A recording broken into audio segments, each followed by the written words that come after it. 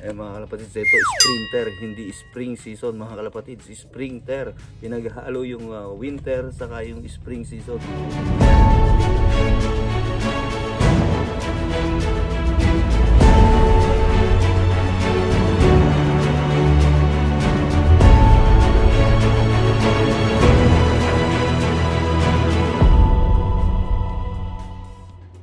Yun mga kalapatid, so kahapon lang nung nag-video tayo, kung napanood nyo yun, ay ayos na tong likuran natin, malinis na, wala nang yellow. Pero ayun, kinaumagahan na yun, pagising natin, ayan, punong-puno ng snow ulit mga kalapatid. Sa bukas lalo, dahil mas makapal, 31 cm. So ayun nga mangyayari dito, yung mga ibon na ko natin, all bird team natin, imbis na napapalow-fly na natin sila, nire-ready sa training, ayun, makukulong na naman sila mga kalapatid. So ayan, yung paligid natin, no, snow na naman mga kalapatid. So ayun lang yung dito, yung hirap dito kung kailan na nagsisimula ka ng mag-kondisyon para sa mga nilalaro mo, tapos biglang magbabago na may mga weather mga kalapatid. So pabago-bago, so at least kahit pa paano, mahaba pa naman, meron pa naman tayong mga almost 5 weeks para sa unang race natin mga kalapatid. At yun, basta pag gumanda yung weather, yun, sisimulan na natin silang mag-road training mga kalapatids. Then sa April 14, yung group namin, yung mga ka-members namin sa club, magkakaroon kami ng group training. So mga 50 miles yun mga kalapatids. So yun, sa i-video rin natin yung mga kalapatids. So ayan, so dun sa mga kadalasan nagme-message sa akin, wala po ako dyan sa Pilipinas, nandito po ako sa Canada. Ayan, hindi po yan na Photoshop or edited mga kalapatids.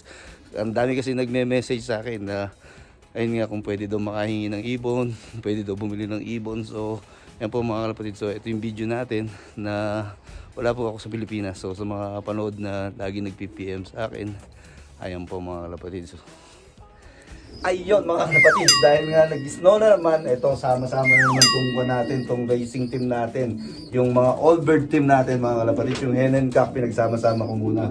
So dahil nga bigla na naman kumapal yung snow, hindi na naman tayo nakapagparonda mga kalapatid. So medyo mahaba pa naman yung oras natin para sa pagkukondisyon at sa pagte-training. Medyo kayang-kaya pa natin yan mga kalapatid. So ayun nga, at ito lang mga kalapatid, ganito lang yung problema natin dito pagka kasarapan ng pagpapalow-fly mo, nire-ready mo sila sa training, biglang magbabago yung weather. So wala tayong magagawa doon mga kalapatid. So ito muna nga yung mga team natin, ayan, yung mga all bird team natin, sama-sama muna sila rito mga kalapatid. So ayun, pinakain na natin sila, nilinis na natin yung lock mga kalapatid. So ito yung update ngayon dito sa mga natin, sa mga all bird natin mga kalapatid. So pagising ko kaninang umaga, makapal yung snow, tapos ang weather pa natin na mamayang gabi, mag-i-snow pa ng sobrang kapal, 31 cm. So plano ko sana talaga sa Sabado mga kalapatids, dadaling ko dun sa work ko tong mga natin, yung mga warriors natin. Nagkataon hanggang Sabado, Linggo mag-i-snow at medyo malamig. So hindi natin pwedeng i-training yung mga ibon natin mga kalapatids. So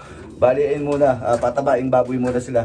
So ayun nga yung mga natin, ayun At so ayun nga mga kalapatids, ito yung mga young birds natin. So gaya ng mga all bird natin, bilang ko muna sila, patabahin ulit, baboy muna itong mga alaga natin mga kalapatids, dahil nga ang pangit ng weather. So ayun nga mga kalapatids, kahapon nagparonda tayo, meron tayong isang young bird na nadali ng walk. Ito nga yun mga kalapatids, so pilay siya pero nilagyan nga natin ng tape yung paa niya mga kalapatids.